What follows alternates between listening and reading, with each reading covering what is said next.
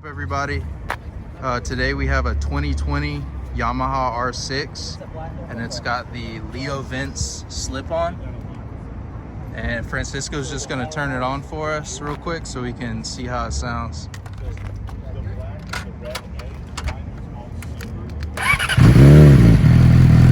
Woo!